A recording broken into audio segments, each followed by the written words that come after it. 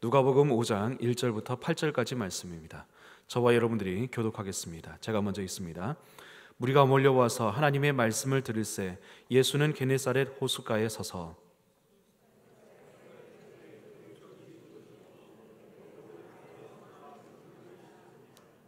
예수께서 한 배에 오르시니 그 배는 시몬의 배라. 육지에서 조금 떼기를 청하시고 앉으사 배에서 무리를 가르치시더니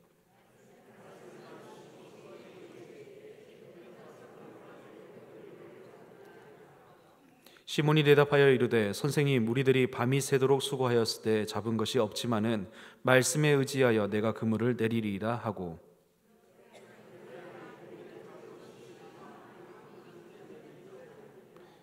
이에 다른 배에 있는 동무들에게 손짓하여 와서 도와달라 하니 그들이 와서 두 배의 채움에 잠기게 되었더라. 시몬 베드로가 이를 보고 예수의 무릎 아래에 엎드려 이르되 주여, 나를 떠나소서, 나는 죄인이로소이다 하니. 아멘. 할렐루야, 할렐루야, 아멘. 정말 오랜만에 여러분 주일 일부에 뵈는 것 같습니다. 모두 주의 말씀과 은혜 가운데서 복된 주일 되시길 주님의 이름으로 간절히 축복합니다. 아멘. 여러분들은 인생을 살아가면서 어떤 생각을 하고 살아가십니까? 혹시 이런 생각은 해보시지 않으셨나요? 나는 왜 이렇게 불행하는 것일까? 내 인생은 왜 이렇게 힘든 것일까? 내 인생은 언제쯤 역전될 것일까? 누구나 한 번쯤은 다 이런 생각을 해보신 적이 있을 것입니다. 제가 어느 날 어느 카페에서 커피를 마시는데 벽에 이런 글이 있더라고요. 행복은 우리 곁에 있습니다. 다만 우리가 그것을 알아차리지 못할 뿐입니다.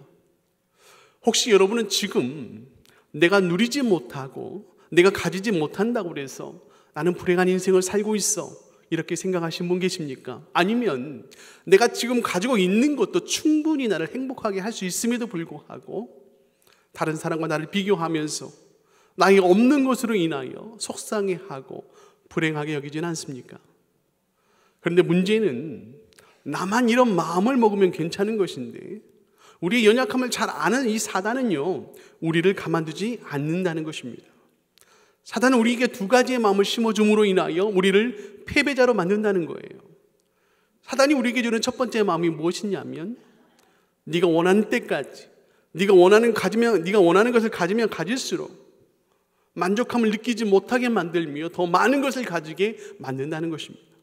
더 큰 만족을 요구합니다. 네가 원하는 걸 다 채울 때까지 더 노력하라고 합니다.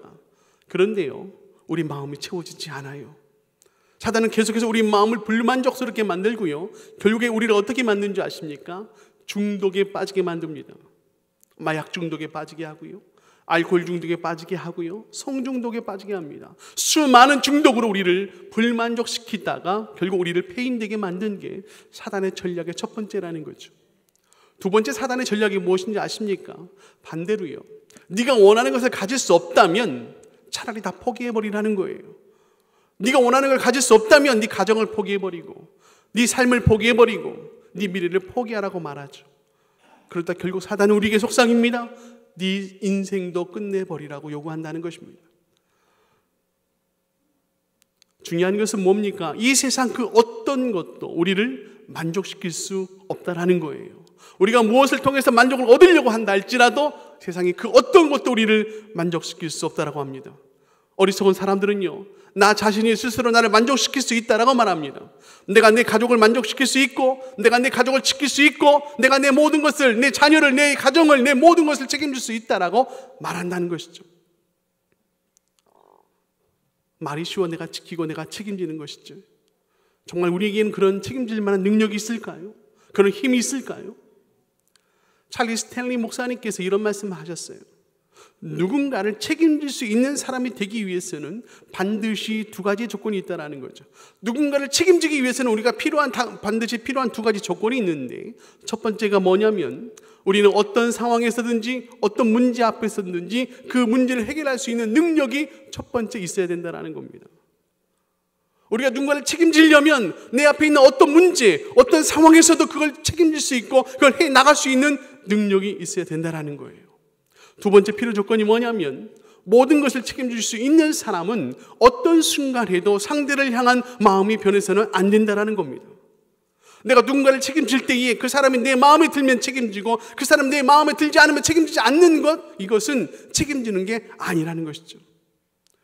근데 세상 그 어느 누구도요, 이 두 가지의 조건을 만족시킬 수 있는 사람은 아무도 없다라는 거예요. 오직 천지를 지으신 우리 하나님, 능치 못할 일이 없는 우리 하나님, 한 번 택한 자를 변함없이 사랑하는 우리 하나님만이 우리를 책임질 수 있는 유일한 분이신 줄 믿습니다. 그래서 바울은 말합니다. 고린도후서 3장 5절에 이렇게 말하죠. 우리가 무슨 일이든지 우리에게서 난 것 같이 스스로 만족할 것이 아니니 우리 만족은 오직 하나님으로부터 나누니라. 그렇습니다. 우리 만족은 누구로부터 납니까? 유일하신 하나님 한 분으로부터 나는 줄 믿습니다. 오늘 여러분들 가운데 힘들고 어려운 삶 속에서, 상황 속에서 하루하루 살아가는 분 계십니까? 어디에 말 못한 사정을 가지고 하나님의 위로를 기대하며 이곳에 오신 분 계십니까? 혹시 낙오된 인생 가운데 인생 역전을 꿈꾸며 하나님의 도움을 구하기 위하여 이곳에 오신 분 계십니까? 오늘 베드로를 통해서 우리도 베드로처럼 인생 역전의 삶을 누리기 위하여 어떻게 살아야 되는지 말씀을 통해서 그 해답을 찾는 저와 여러분이 되기를 주님의 이름으로 축복합니다. 첫 번째, 인생 역전을 위해서 우리에게 필요한 게 뭐냐면 무엇보다도 전적인 하나님의 은혜가 있어야 된다는 거예요. 제가 가끔씩 마들역 근처를 가다 보면은요, 여러분들 많이 보셨을 겁니다. 주공 10단지 근처에 가면 길이 길게 늘어서 있는 걸 보게 됩니다. 제가 노원구에 처음 왔을 때 그 광경이 너무나 신기했어요. 그 줄의 끝이 어딘지 모를 만큼 엄청나게 긴 줄을 보면서 도대체 저 줄은 뭐냐라고 고민하는 가운데 거기서 마들역에 내려서요, 그 줄의 끝을 가봤더니 뭐가 있습니까? 로또 판매점이 있더라고요. 그럼 여러분 아시잖아요. 단순한 로또 판매점이 아니었습니다. 어제 기준으로 1등만 52번 배출한 로또 명당이었어요. 저는 길게 늘어선 그 줄을 보면서 이런 생각을 해봤습니다. 과연 저 사람들은 어떤 기대감과 어떤 희망으로 저기 서 있는 것일까? 아마 그들은 우연히 찾아올 돈벼락의 행운을 기대하면서 아마 그곳에 서 있을 거예요. 아마 이곳에 계신 여러분들 가운데선 아마 지금 주머니나 호주머니나 지갑 안에 아마 로또 한 장씩 갖고 계신 분도 있을 거라고 생각합니다. 그러면서 저는 제 자신에게 한번 질문을 해봤어요. 나는 무엇에 내 인생을 걸고 줄을 서고 있을까? 한때는 뜻밖의 행운을 기대하면서 살던 저였습니다. 정말 힘들 때는요, 아까 로또 하는 사람들처럼 로또 한번 해볼까? 이런 생각을 해보며 산 적도 있습니다. 로또 숫자 몇 개에 내 인생과 희망을 걸면서 막연하게 사는 가운데 제가 얻은 정답은 결국 내 인생을 걸 것은 우리 하나님밖에 없더라고요. 가지고 있는 구성관에는 기대감을 가지고 희망을 가지는데 그게 맞지 않는 걸 보면서 역시 그렇지 뭐, 이런 마음에 더욱더 허탈한 내 마음을 보면서 그래, 내가 의지할 분은 하나님밖에 없어, 이런 생각이 들더라는 겁니다. 오늘 본문의 베드로는요, 밤새도록 물고기를 잡은 사람이에요. 그런데 물고기를 한 마리도 잡지 못한 실패한 인생이었습니다. 이런 베드로가 하루아침에 대박을 맞았던 거죠. 얼핏 보면 그의 성공은 운 좋게 걸려든 인생 대박처럼 보일지 모릅니다. 과연 베드로가 호숫가에 있는 여러 배들 중에서 운이 좋아서 이런 행운을 얻은 것일까요? 아니요. 베드로가 체험한 이 기적은요, 우연히 얻은 기적이 아니라는 겁니다. 온전히 하나님의 계획 가운데 일어난 놀라운 기적이었다라는 거죠. 오늘 본문에 베드로가 예수님의 말씀을 들으려고 게네사렛 호숫가에 갔습니까? 그게 아니라는 거예요. 오늘 베드로가 예수님의 말씀을 사모하여 자기 배를 내어줬습니까? 그게 아니라는 거예요. 베드로는요, 예수님에게 큰 관심이 없는 사람이었습니다. 지금 이 순간에는 하루하루 먹고 살기 위하여 고기를 잡으러 나간 사람이었어요. 그런데 한 마리도 잡지 못한 채 낙심하여서 그물이나 손질하는 그런 패배자의 삶을 지금 베드로는 살고 있었다라는 거죠. 그런데 그런 베드로에게 누가 오셨습니까? 예수님이 베드로를 놓치지 않고 찾아오셨다라는 겁니다. 우연이요? 아니요. 예수님은 계획 가운데 베드로를 찾아오셨습니다. 이것을 우리는 뭐라고 말하죠? 은혜라고 말합니다. 은혜. 그렇습니다. 때때로 내 삶이 내 계획대로 되지 않을 때 나에게 불안과 염려가 몰려올 때가 있습니다. 이런 순간에 우리 신앙 안에 분명히 붙잡아야 될 진리가 있는데 그게 뭡니까? 우리 하나님께서는 나를 향한 완전한 계획을 가지고 계시다라는 겁니다. 예레미야 29장 11절에 뭐라고 말하는 줄 아세요? 내가 너를 위하여 계획한 것은 재앙이 아니요 평안이요 장래의 소망을 주는 것이라고 말했습니다. 잠언 16장 9절에 뭐라고 합니까? 사람이 마음으로 자기의 길을 계획할지라도 그 걸음을 인도하시는 분 누구라고요? 여호와 하나님이시라. 사람이 마음으로 내 길을 계획할지라도 그 길을 인도하시는 분은 우리 하나님인 줄 믿습니다. 우리 인간이 하는 모든 선택과 모든 행동 가운데 특별히 하나님께서 선택한 자들은요, 우리의 모든 행동과 모든 삶이 하나님의 계획 가운데 있고요, 우리 하나님은 그 계획을 반드시 이루어 주신다라는 거예요. 오늘 예수님께서는 베드로가 있는 배를 찾아오셨습니다. 수많은 배 가운데서 하나 찍어서 우연히 찾아온 게 아니라는 거예요. 예수님은요, 베드로를 통해서 온 인류의 복음의 역사를 이루기 위하여 특별히 베드로에게 찾아오신 것입니다. 오늘 이곳에 여러분들 우연히 꽃동산에 오신 것 같죠? 내 의지로 온 것 같죠? 무언가 바라고 온 것 같죠? 아니요. 오늘 여러분 이곳에 온 것은 여러분들을 구원하기 위하여 하나님의 백성 삼으시기 위한 하나님의 놀라운 은혜와 하나님의 놀라운 계획인 줄 믿습니다. 거기에 감사하며 사는 여러분 되기를 주님의 이름으로 간절히 축복합니다. 두 번째, 베드로가 받은 또 다른 하나님의 은혜가 있어요. 첫 번째는 뭐라고요? 예수님께서 친히 베드로에게 찾아온 하나님의 은혜예요. 두 번째 은혜가 뭡니까? 베드로를 택하시고 찾아온 것으로 끝난 게 아니고요, 하나님의 말씀, 예수 그리스도의 말씀을 듣게 하셨다는 거예요. 저는요, 하나님의 말씀을 듣는 게 은혜라고 생각합니다. 우리가 교회 와서 교회 마당들 받고 가는 것, 그 순간에 오늘 하나님의 말씀을 듣는 이것, 이게 저는 은혜라고 생각해요. 예수님이 공생애를 시작하시면서 가시는 곳곳마다 수많은 사람들이 모여들기 시작합니다. 이날도 많은 사람들이 예수님께 몰려와서 더 이상 평지에 말씀할 수 없는 상황이 되어버렸어요. 이때 예수님께서 평지에서 말씀을 전할 수 없게 되자 어떻게 합니까? 쉬고 있는 배를 발견하고요, 그 배들 중 두 척 중 하나인 베드로의 배에 오르사 말씀을 강론하기 시작합니다.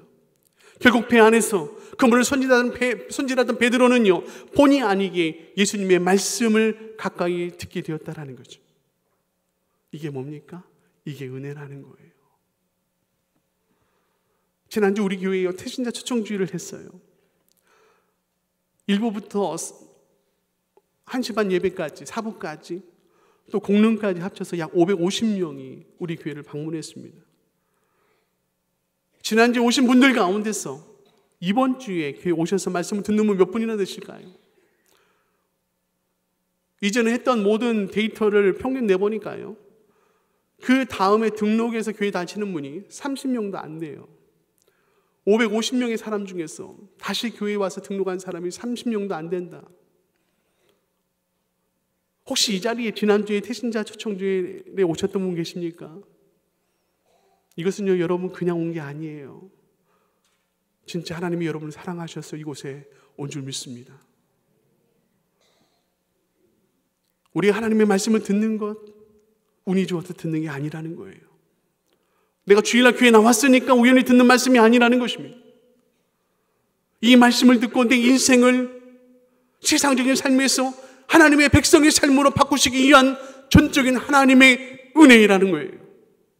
이 은혜가 친히 예수님을 통하여서 베드로의 배에 찾아오게 만들어서 말씀을 강론케 하시고 그 말씀을 베드로가 듣게 되자 그가 마음을 열어서 믿음을 갖게 하셨다라는 겁니다. 이걸 믿으십니까?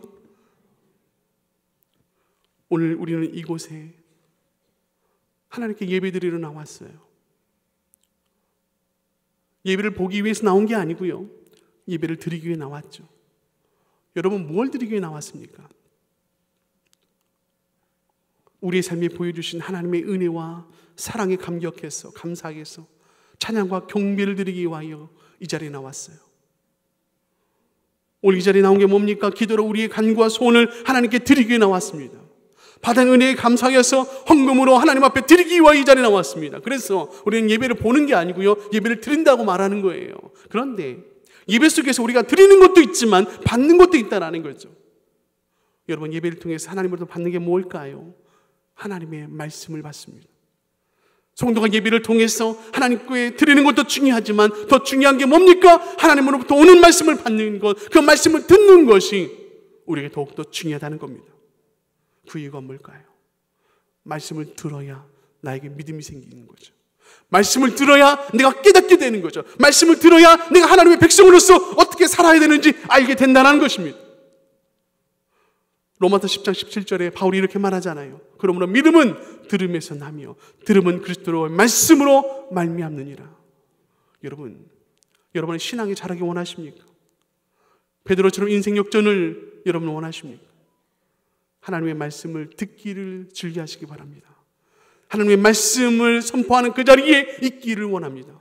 말씀을 그냥 흘려보내는 것이 아니라 그 말씀을 내 삶에 적용시켜서 그 말씀대로 사는 여러분 되기를 간절히 소원합니다. 이 강단에서 선포되는 말씀은요, 목사의 말이 아니에요. 사람의 말이 아니에요. 하나님의 말씀을 듣고 순종할 때에 꿀송이보다 더 큰, 더 단 하나님의 말씀의 맛을 체험하게 되고요, 말씀의 능력을 체험하게 될 줄 믿습니다. 그런 삶을 누리는 이곳에 계신 여러분 되기를 주님의 이름으로 간절히 축복합니다. 두 번째, 인생 역전을 꿈꾸는 사람은요, 하나님의 은혜 가운데 살다가 하나님의 은혜로 말씀을 듣는 것 가지고 끝나는 게 아니라는 거죠. 그 중요한 건 뭐냐면 말씀에 의지하여 순종하는 게 중요하다는 겁니다. 말씀을 듣는 거 누구나 다 들을 수 있잖아요. 그런데 순종하는 게 쉽지 않다는 거죠. 우리는 쉽게 말합니다. 아멘, 말씀에 순종하겠습니다. 말씀대로 살겠습니다. 말씀에 의지하여 내가 하루하루 주님 앞에 기쁜 삶을 살아가겠습니다 라고 말하지만 말씀 따라 산다는 건 결코 쉬운 일이 아니라는 거예요. 때때로 예수님께서는 베드로에게 요구했던 것처럼 깊은 데로 가서 그물을 내리라 우리에게 말씀하십니다. 이 말씀이 우리의 삶 가운데 맞지 않는 것 같아요. 지금 내 상황에 맞지 않는 것 같아요. 상황적으로 이해가 되지 않습니다. 내 경험으로 봤을 때에는 전혀 가능성이 없는 말씀인데 왜 이런 말씀을 하실까? 이 말씀대로 했다가는 헛수고 같고 이 말씀대로 했다가는 사람들에게 놀림거리가 될 것 같은데 왜 이 말씀을 나에게 요구하는 것일까?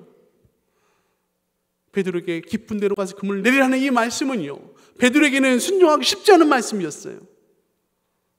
5절에 보니까 베드로의 인간적인 마음이 잘 나타나 있습니다. 5절 다시 한번 볼게요. 시몬이 대답하여 이르되 선생님, 우리들이 밤이 새도록 수고하였을 때 잡은 것이 없지만은 그랬습니다. 밤이 새도록 수고하였을 때, 이 말을 지금 베드로가 일부러 하고 있는 거예요. 밤이 새도록 수고하였을 때 이 말이 뭡니까? 나의 모든 상식과 나의 모든 경험을 통해서 내가 그물을 던졌지만 한 마리도 잡지 못했다는 거예요. 내 모든 걸 다 동원해서 내가 하고 싶은 거 할 수 있는 거 다 해봤지만 아무것도 할 수 없었다라는 거예요.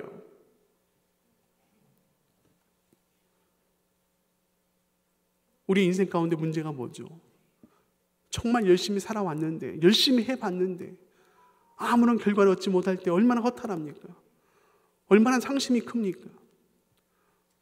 몸이 지칠 대로 지쳐버렸습니다. 낙심이 되어서 더 이상 할 의욕이 생기지 않습니다. 포기해버리고 그물이나 손질하면서 오늘은 끝났다, 오늘은 꽁쳤다, 그냥 이렇게 살다가 가자.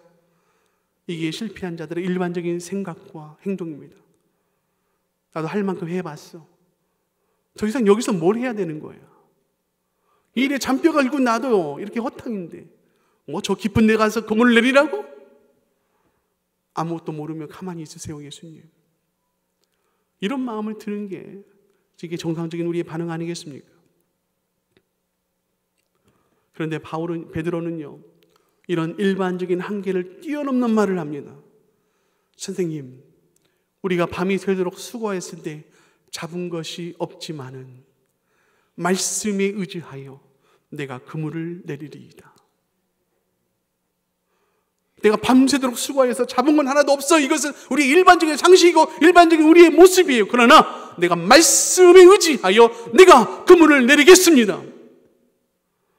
내 그물을 내리는데 뭐 때문에 내린다고요? 말씀에 의지하여.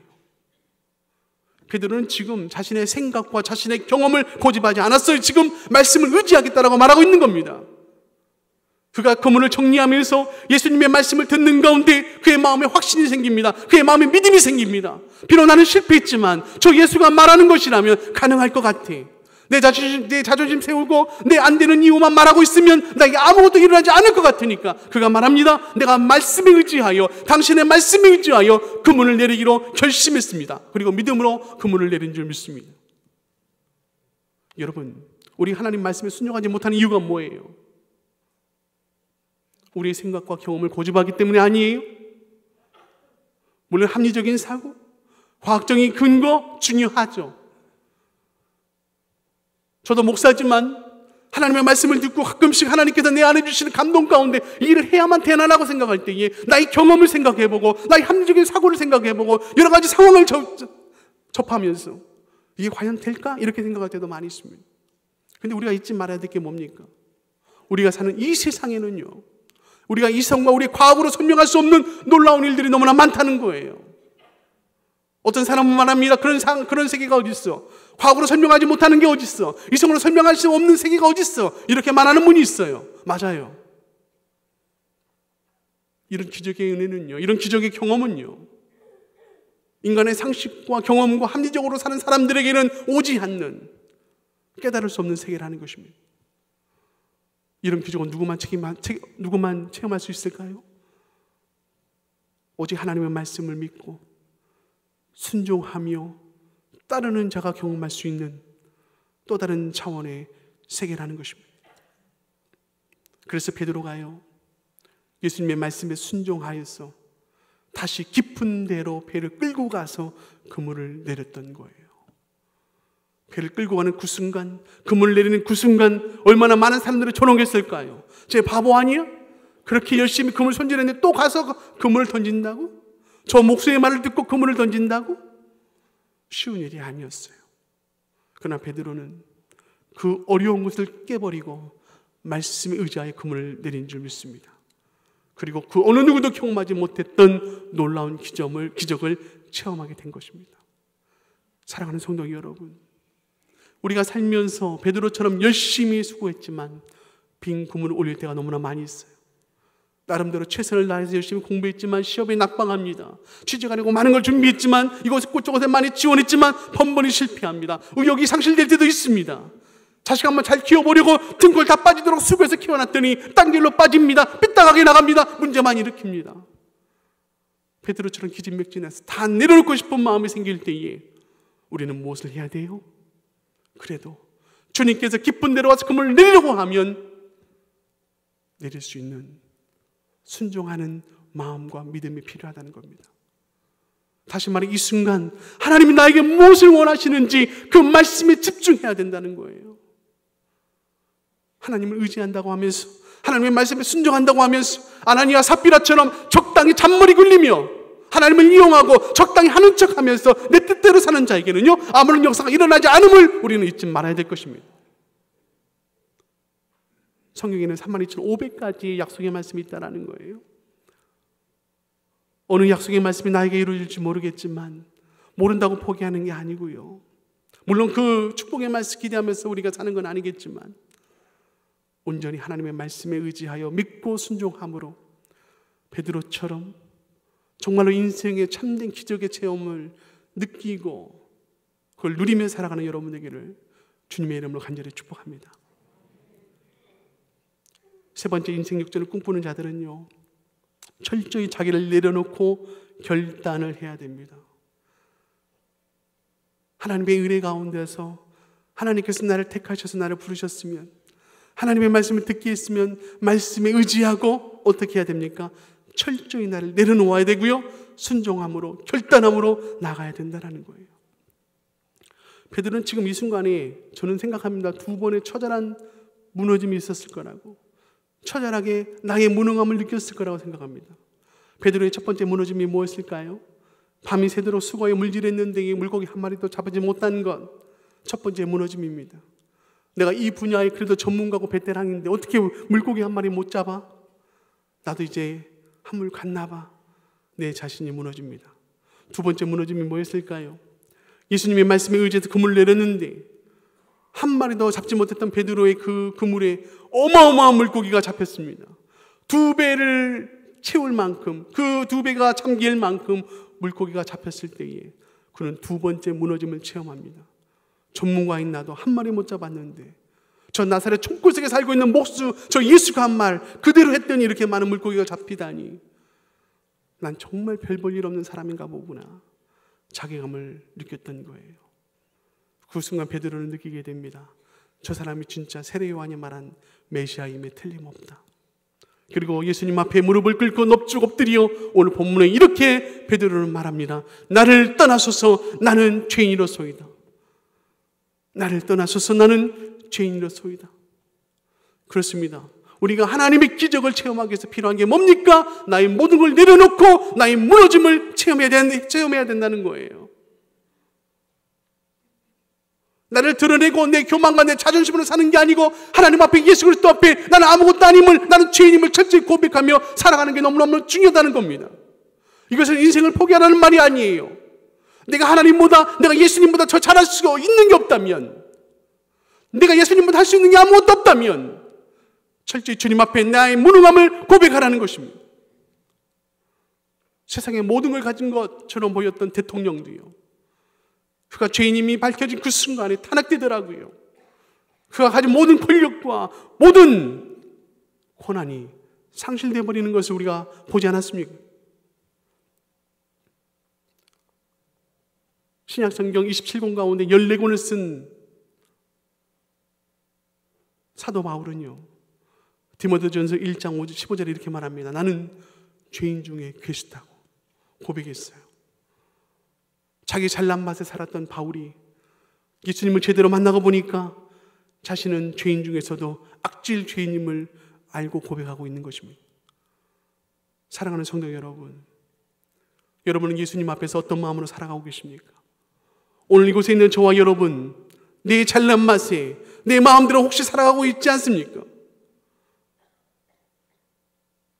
아무것도 아님에도 불구하고, 아무런 능력도 없음에도 불구하고, 하나님보다 할 수 있는 능력도 없음에도 불구하고 내가 마치 하나님인 것처럼 살아가고 있지는 않습니까? 철저히 나는 죄인임을 깨닫고 주님 앞에 나는 아무것도 아님을 고백하는 저와 여러분이 되기를 간절히 소원합니다. 이렇게 자신을 내려놓고 다음에 해야 될 것, 두 번째는요, 결단을 해야 되죠. 베드로가 예수님이 누군지 깨닫고 이렇게 고백합니다. 8절 다시 한번 보면 시몬 베드로가 이를 보고 예수님의 무릎 아래에 엎드려 이르되 주여 나를 떠나소서 나는 죄인이로소이다. 이렇게 말합니다. 베드로가 어떻게 했다고요? 예수님 앞에 엎드려서 나를 떠나달라고 요구합니다. 지금 베드로가요, 예수님께서 나에게 오셔서 나에게 이런 놀라운 기적을 베풀어 주셨는데 나를 떠나달라고 요청하는 게 과연 올바른 요청일까요? 지금 베드로가 어떤 상황이라고요? 밤새도록 물질했는데 물고기 한 마리 못 잡은 상황입니다. 말씀에 순종해서 정말로 그물을 내렸더니 배가 가득 차고 가라앉을 만큼 엄청난 물고기를 잡았어요. 엄청난 기적을 체험했어요. 놀라운 기적을 체험했단 말이죠. 이 상황에서 정상적인 사람이라면 어떻게 고백하는 게 맞습니까? 나를 떠나달라고 말하는 게 아니고요, 내 곁에 있어달라고 말하는 게 옳은 거 아니에요? 주님, 저를 떠나지 마세요. 저와 함께 있어주세요. 주님이 내 마음을 아시고 이런 기적을 베풀어 주시니 제가 더 이상 몸둘 바를 모르겠습니다. 너무 좋습니다. 여기가 천국인 것 같습니다. 주님, 나와 함께 있어달라고, 오늘과 같은 놀라운 응답과 놀라운 축복을 언제든지 내려달라고, 이렇게 말하는 게 우리의 생각이고 우리의 상식이고 우리의 고백 아니겠습니까? 성경에 이런 예수님의 기적을 많이 체험한 사람들 가운데 이런 고백을 하는 사람들 너무나 많았어요. 물고기 2마리와 보리떡 5개로 5,000명을 먹이자 수많은 사람들이 예수님을 떠나지 않고 따라옵니다. 왜 그렇습니까? 예수님과 함께 있으면 굶어 죽지 않을 것 같거든요. 그런데 예수님은 그들을 멀리 하셨어요. 마태복음 16장에 예수님이 제자들에게 물어봅니다. 사람들이 나를 누구로 아느냐? 너는 나를 누구로 아느냐? 주는 그리스도시 살아계신 하나님의 아들입니다. 베드로의 고백을 듣는 그 순간 주님은 베드로를 칭찬하셨어요. 그리고 예수님이 말합니다. 나는 앞으로 고난을 받고 죽을 것이다 말씀하시자 베드로가 뭐라고 합니까? 주여 그리 마옵소서. 그런 일은 절대로 예수님에게 일어나지 않을 것입니다. 예수님 한참 잘 나가시는데 이제 많은 사람들에게 인기 좀 얻으시고 많은 사람들에게 예수님을 메시아로 떠받들고 있는데 맥 빠지게 왜 그런 말씀하세요? 저도 예수님에게 덕 좀 보자고요. 그랬던 것 같아요. 이때 예수님께서 뭐라고 말하죠? 마태복음 16장 23절에 사단아 내 뒤로 물러가라. 너는 나를 넘어지게 하는 자로다. 네가 하나님의 일을 생각하지 아니하고 도리어 사람의 일을 생각하는도다 말하고 있습니다. 예수님을 내 곁에 소유하려는 그 마음이 누구 생각이라고요?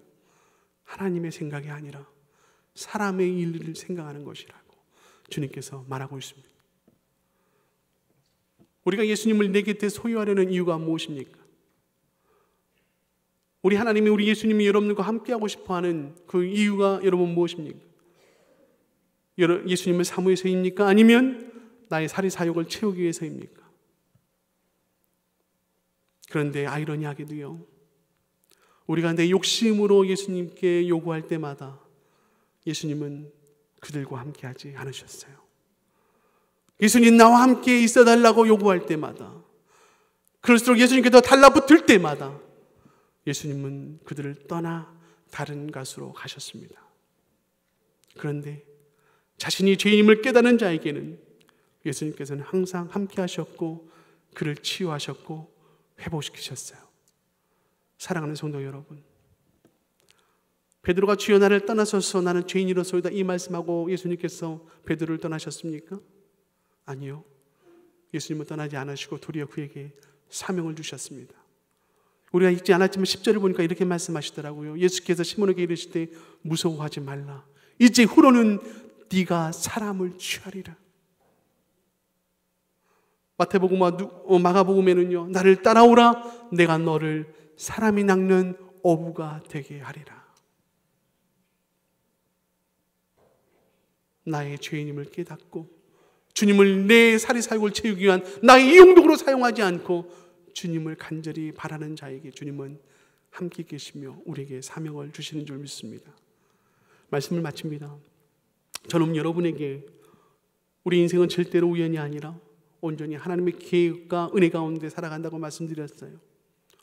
오직 우리 하나님만이 우리 인생을 책임질 수 있는 분이라고 말씀드렸습니다. 그러기에 우리는 어떻게 해야 됩니까?